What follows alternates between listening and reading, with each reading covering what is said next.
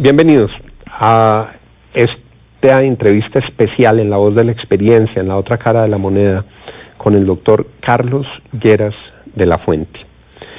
Hemos dicho en esta serie que es momento oportuno para escuchar voces profundas de quienes, con plena lealtad con su conciencia y con su país, opinan sin cálculos de coyuntura, pensando cómo darle a Colombia un mejor rumbo. Sus credenciales son una vida de servicios honorables y fructíferos al país, constituyente destacadísimo, abogado de primera línea, director del diario El Espectador, muy alto ejecutivo de la flota mercante gran colombiana, y un gran ciudadano, el doctor Carlos Lleras de la Fuente, y un gran columnista. Doctor Lleras, bienvenido. Gracias, Juan. Estoy muy satisfecho de estar aquí sobre todo, para poder hablar en la forma que tú lo dices, que es una de mis características, entre otras cosas.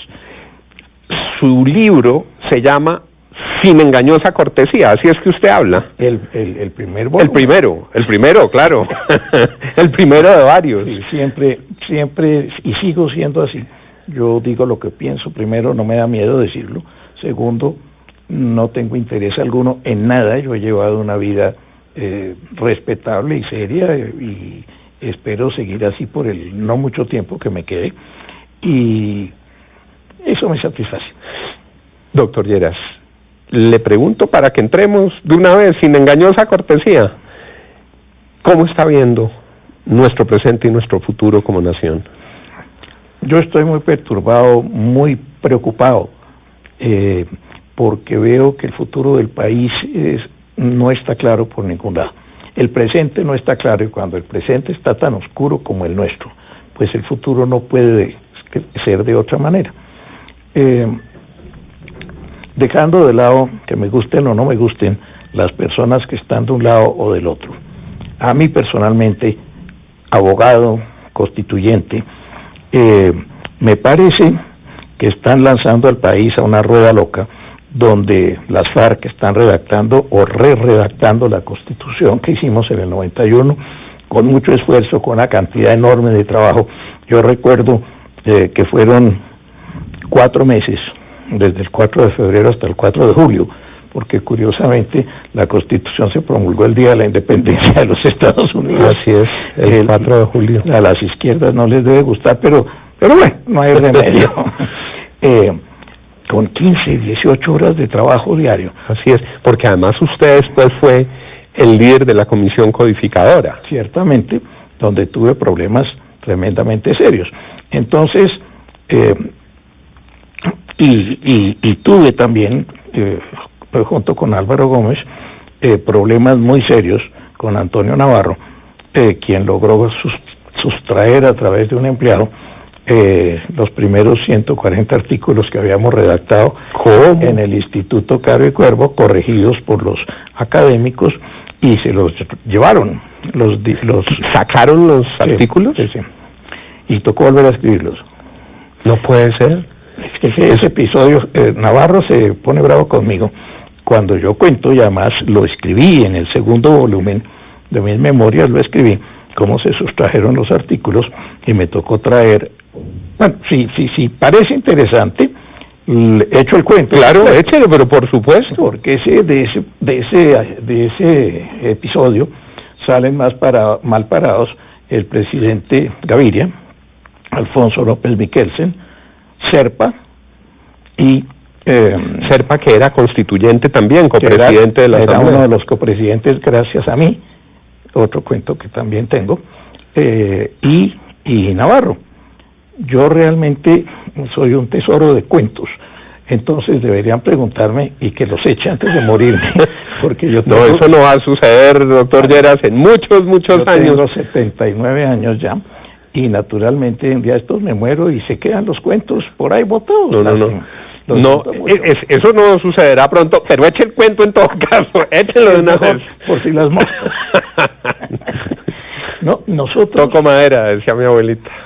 Haciendo globalmente mirando globalmente la Asamblea Constituyente, había entre el grupo de Navarro, que el M19, que sacó 19 constituyentes, pero manejaba a la izquierda, o sea, manejaba a los indios, que se llaman indios, no indígenas, indios, según el diccionario. De los dos grupos, en Colombia siempre hay dos grupos de todo, nadie está unido, y manejaba a los protestantes, que llamamos cristianos. Los únicos que no somos cristianos son los católicos, entonces, que no sean católicos. Navarro manejaba unos 32 votos, y nosotros con el Movimiento de Salvación Nacional, donde yo, para desconcierto de mi padre, trabajé con Álvaro Gómez, pusimos 11. Entonces manejábamos unos 45 votos, de modo que teníamos una mayoría para hacer mucha cosa. Pues bien, nosotros acordamos, comienzo, lo primero fue que se reunieron, yo no estaba, y estaba con Juan Carlos Esguerra comiendo sándwiches en el Hotel Tequendama, y eligieron 2 presidentes, no 3, 2, que eran Álvaro Gómez y Antonio Navarro. Bueno, llegué, me llamaron, me comunicaron, le dije, bueno, yo me voy, yo no participo en la asamblea, porque el Partido Liberal, que es el partido mayoritario de Colombia, lo era en ese entonces y no lo habían corrompido como lo está ahora, el partido tiene que estar representado. Claro. El partido además fue en 3 grupos distintos, como de 11 cada uno, que no se querían entre ellos. Claro, y otros cuantos sueltos por ahí, pero era inmenso. Por eso. Entonces les dije, bueno, Juan Carlos Esguerra y yo nos vamos. Y no participamos, que no se puede ir. Le dije, pues sí me voy. Yo no dejo que al Partido Liberal lo maltrate. Y ustedes eran los liberales en el Movimiento de Salvación Nacional. Nosotros 2 y Eduardo Salamea. Entonces hubo cierta alarma y preocupación. Dijeron, bueno, podemos pensar en 3, pero usted lo consigue, usted responde. Dije, bueno, yo voy a hablar con los jefes de los grupos. Entonces me fui a hablar con Carlos Lemos Simons. Jaime Castro, Serpa. Y Serpa, eran los 3 grupos. Carlos Lemos, como todo popayanejo que se respete, siempre tenía gripa. Y como las sesiones duraban hasta las 3, 4 de la mañana, por allá él se ponía, durante todas las sesiones, llevaba un portátil y se ponía la emisora HJUT de la Tadeo Lozano aquí en un oído, porque le interesaba un pepino todo lo que se estaba discutiendo.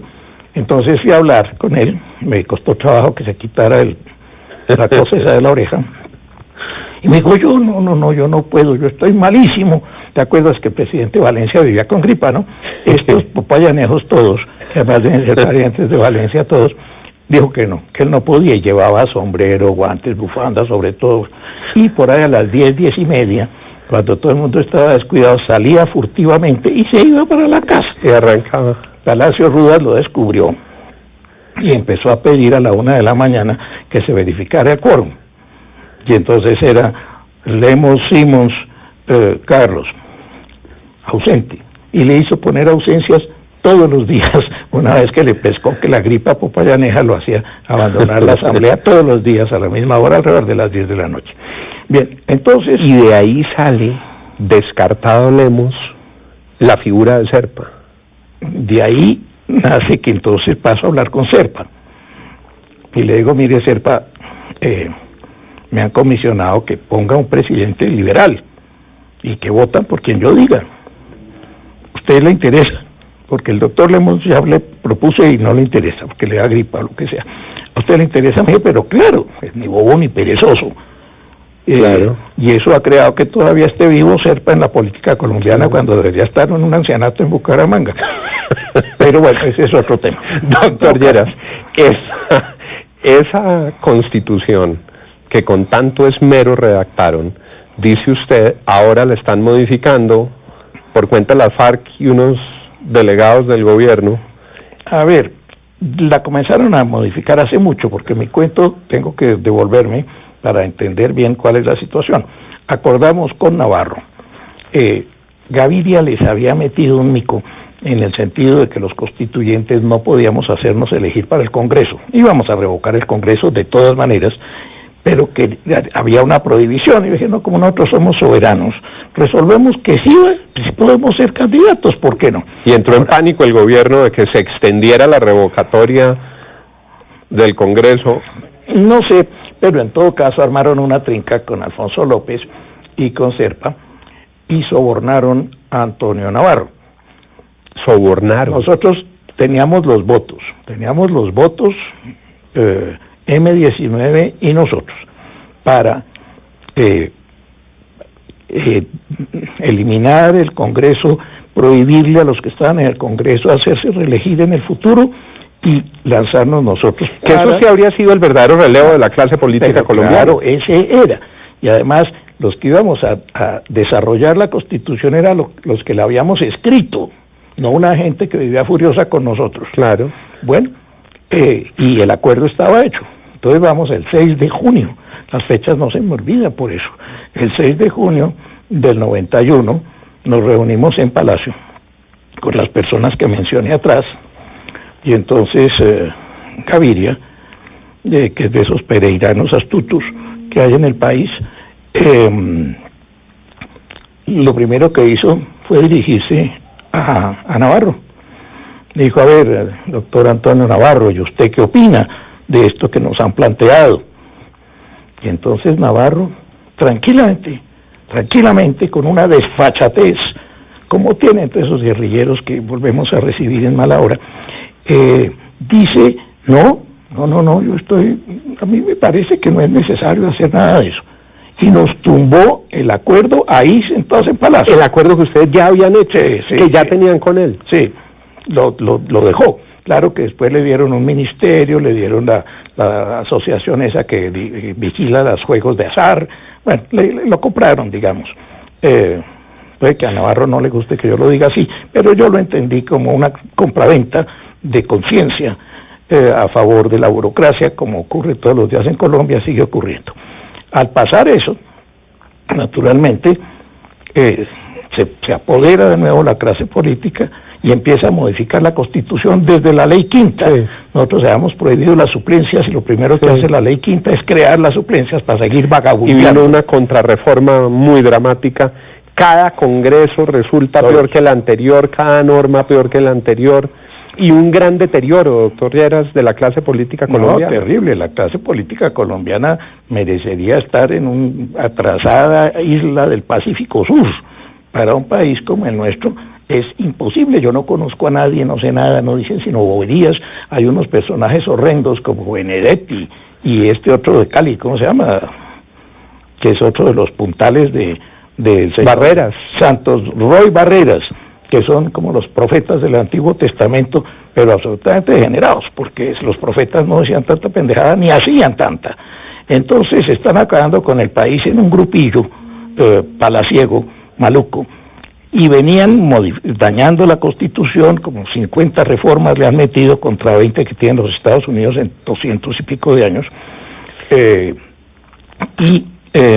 ahora sí es el derrumbe, porque el único que no había hecho Constitución eran las FARC, y las FARC ahora la hicieron, y el gobierno se la comió, porque si uno ve el documento... Redactaron en Cuba y le dijeron al Congreso: pupitre en séptimo debate. Listos.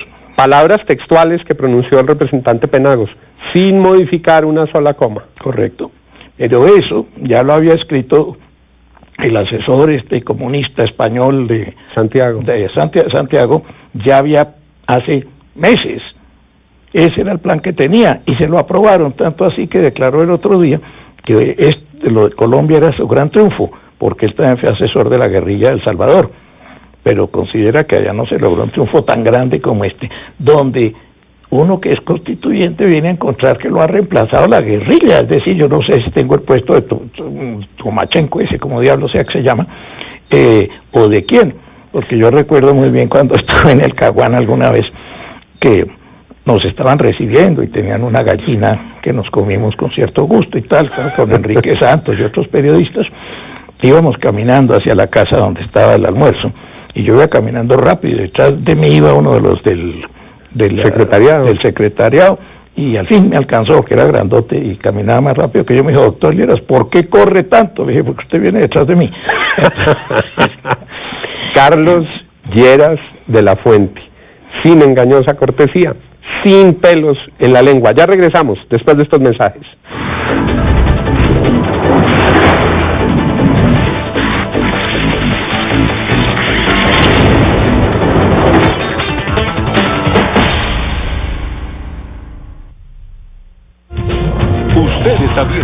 Cable Noticias, 24 horas de información. Hay personas que tienen espíritu innovador y hacen de cada idea una empresa. Administración de Negocios de la Sergio forma líderes que desarrollan ese espíritu para que lo aprovechen frente a la creciente internacionalización de nuestra economía. Líderes innovadores y competitivos que aprovechen las distintas oportunidades de negocio del gobierno y los tratados de libre comercio. Llegamos a Barranquilla para formar profesionales globales. Estudia Administración de Negocios en la Sergio Arboleda, una universidad de clase global. Barranquilla, Bogotá, Santa Marta y Madrid, España. Yo soy César Chimbí. Y yo soy José Jiménez, con la pasión del fútbol. Las mejores jugadas en tiro directo. Cable Noticias, 100% noticias. A la formación académica de contadores públicos le sumamos el sello humanístico de la Sergio Arboleda para obtener profesionales con enfoque gerencial capaces de marcar una diferencia en el mercado, trabajando como verdaderos ejecutivos financieros, con énfasis en normas internacionales de contabilidad que asesoran empresas nacionales e internacionales. Además, generadores de empleo al poder constituir sus propias oficinas de consultoría. Estudie Contaduría Pública en la Universidad Sergio Arboleda, Colombia y España, donde tú sí cuentas. Continúe viendo Cable Noticias, 24 horas de información.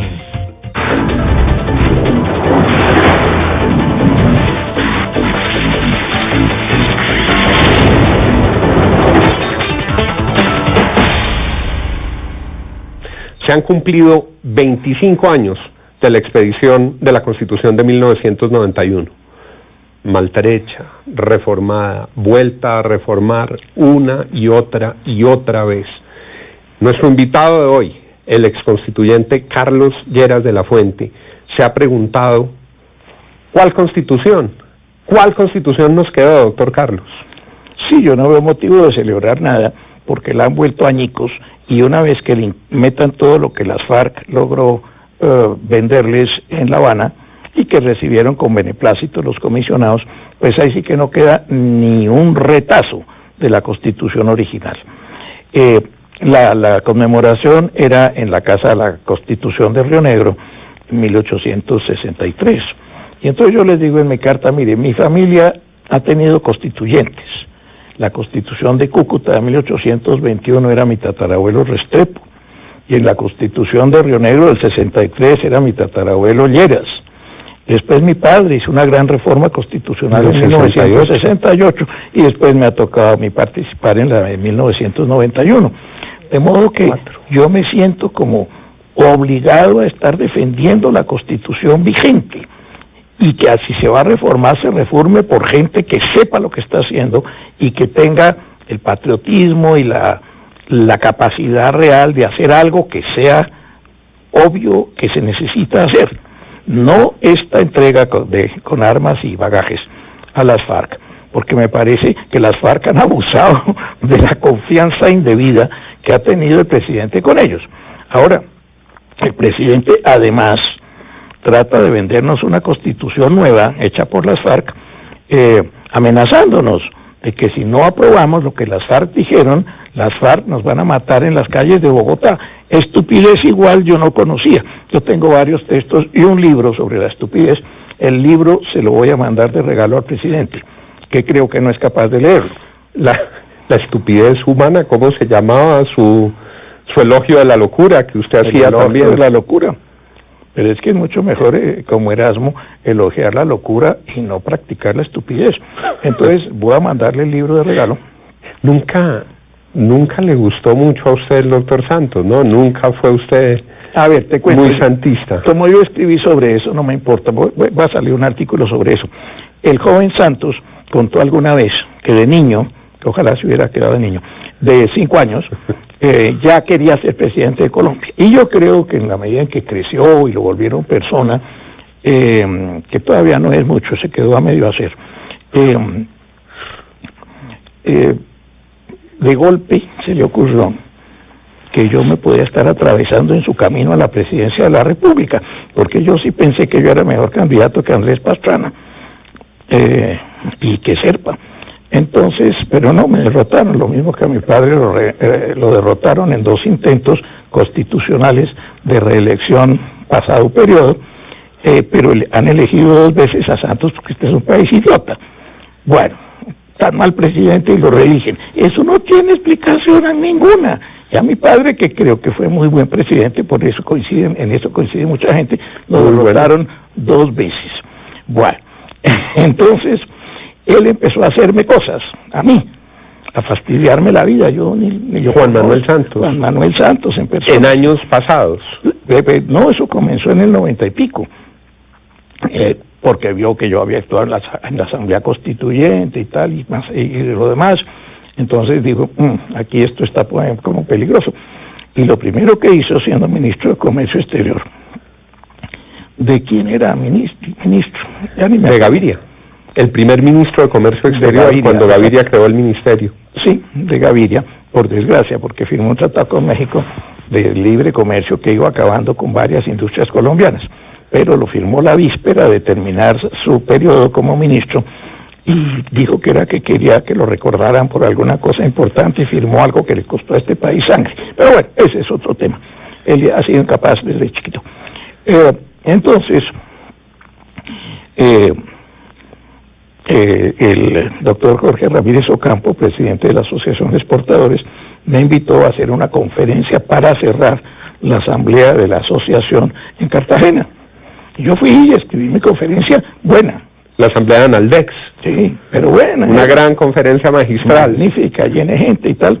Y yo llevé mi conferencia, que era una conferencia buena. Y la pronuncié. Él no estaba en el salón. Después de que yo terminé, entró a clausurar. Yo no sé por qué no había estado antes, porque nunca le va a sobrar aprender cositas de todas las que no sabe, que son numerosas. Y arrancó contra mí. Entonces su discurso de cierre fue contra mí. Bueno, yo le dije a Jorge Ramírez, yo le voy a contestar a este individuo. Dijo, no, porque ese es el acto de cierre. Le dije, bueno, muy bien. Bajamos en el Hotel Hilton al jardín que hay. Esto era las 8 o 9 de la noche. Y de golpe estaba con mi esposa, y de golpe siento que llega alguien y se sienta aquí en el sardinel del jardín. Y volteo a mirar a Juan Manuel Santos. Le digo, ¿y tú qué haces ahí sentado? ¿Cómo es que vengo a pedirte excusas? Yo no hubiera debido decirte todo lo que te dije. Le dije, ¿por qué me vienes a pedir excusas de nada? Aléjate y vete a comer a otra parte. Pues estaba ahí casi en el suelo. Esa noche estaba yo acostándome, cuando pone un sobre por debajo de la mesa, una carta que conservo, pidiéndome excusas nuevamente. De Juan Manuel Santos. De Juan Manuel Santos, por supuesto. Entonces, posteriormente, cuando yo estaba de embajador en Washington, el día de la desertificación, que yo le he explicado 1000 veces que no había salida porque iban a desertificar a México, y México dijo, pues si me desertifican, ustedes me han hecho un préstamo a Estados Unidos de $60,000 millones y yo no voy a tener con qué pagar. Y además no puedo vigilar la frontera. Entonces se aterraron. Eso fue una acción de Gurría, que era el ministro de Hacienda de México en ese entonces. Se aterraron y dijeron, hay que desertificar a alguien. Obviamente el siguiente candidato éramos nosotros. Y nos desertificaron a nosotros, cosa que no tenía mayor importancia. Nosotros logramos desde la embajada, con un equipo maravilloso que yo tenía trabajando conmigo, que no pasara a mayores. Pero aprovechando su amistad con mi ministro plenipotenciario, el doctor Pisano, llamó y preguntó si yo estaba. Y el doctor Pisano le dijo, no está estos días porque está dictando unas conferencias en la Universidad de Carolina del Sur. Él presumió que yo iba a seguir allá, entonces el día de la certificación salió en la televisión colombiana y déle su ataque feroz contra mí. ¡Qué horror! Y resulta que entonces llamó a la embajada y pidió hablar conmigo. Le dijeron, sí, el embajador está aquí trabajando. Habló con Rodrigo Pardo también y le dijo, y Rodrigo le dijo, no, el embajador está despachando en las oficinas. Entonces se aterrorizó y me mandó pedir una entrevista y viajó a Washington. Y fue y me pidió excusas otra vez. Yo le pedí a Pisano que se quedara en el salón para que oyera. Y me volvió a pedir excusas. Le dije, no, mira, yo recibo aquí en la embajada a todos los colombianos, no te preocupes tanto, pero... entonces yo ya conozco la clase de individuo que es. Y desde antes de que lo eligieran dije, no lo elijan. Ese es un individuo que tiene todos los defectos del mundo más uno más que yo desconozca. Pero los tiene todos. ¿Qué sigue para Colombia, doctor Lleras? Después de este recorrido vital que usted ha tenido, después de todas estas reflexiones, después de todas estas contribuciones, para Colombia no puede seguir nada bueno. No puede seguir nada bueno porque un país manejado por Roy Barreras y por Benedetti no tiene futuro. Además, cuando uno ve esas figuras en el Congreso, se aterroriza. Yo estaba mirando el libro que sacó el Rosario sobre el doctor Eduardo Santos, escrito por Otto Morales. Acaban de publicar, una obra póstuma de Otto. Sí, pero son unas notas ligeras, sin mucha importancia. Pero ve uno las personas que había en el gabinete, en la presidencia, en el Congreso. Oye, eso era otra gente, era gente inteligente, sapiente, patriota, era otro tema. Uno va hoy a mirar toda esa cantidad de gente llena de mermelada y algunos con acusaciones penales y procesos de toda índole, colocando sus amigos, parientes, amantes, lo que sea, en todas las entidades del Estado. Dice, esto no puede ser, el país no puede tener futuro así. Hablábamos de las constituyentes, doctor Carlos. Le hago una pregunta para terminar. Muchas veces yo mismo me pregunto si lo que requiere Colombia no es una masiva movilización ciudadana que genere un nuevo espacio constituyente que logre otra vez enderezar las reglas institucionales y políticas que se han venido degenerando a lo largo de estos años. ¿Será que el camino es una nueva constituyente con una gran legitimidad popular para volver a armar el país?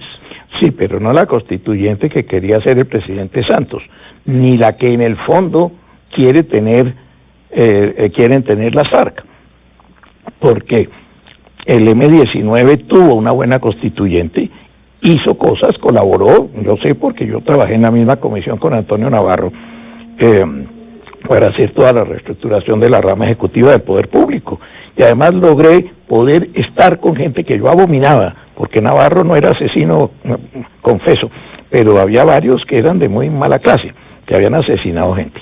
Entonces ese es el camino, si se pudiera llegar a una asamblea que no sea hecha por los mismos politiqueros de siempre. Una constituyente no estamentaria como piden las FARC, una constituyente elegida por los colombianos y que vuelva a definir las reglas políticas que desbarataron y contrarreformaron en estos años. Yo estoy de acuerdo porque además sería la ocasión de hacer unas pocas reformas necesarias de la Constitución original del 91, que sí hay que hacerlas, pero en medio de este ambiente no se puede, todo lo que han hecho es malo, es negativo y es perjudicial para Colombia.